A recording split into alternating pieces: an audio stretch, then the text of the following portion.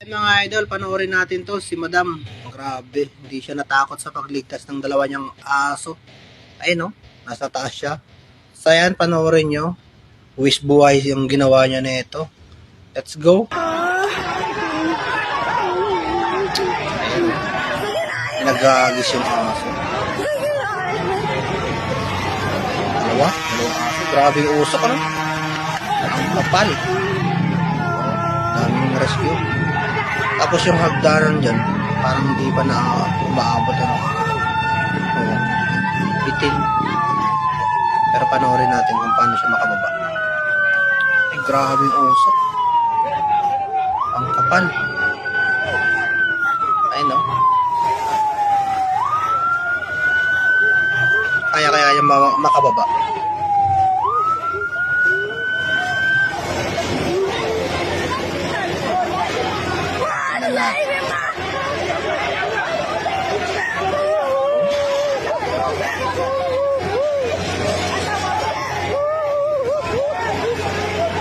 Kapal ng usok, eh. Nawala si ate. Saan na yan?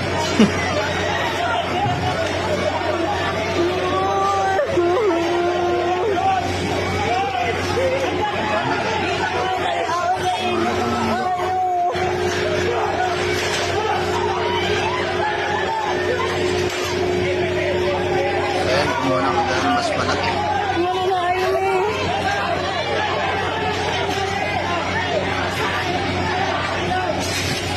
Oh, laki naman yung apoy. Andun pa.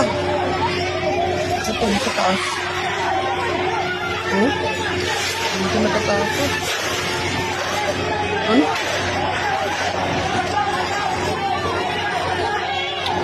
Ay, hitik na.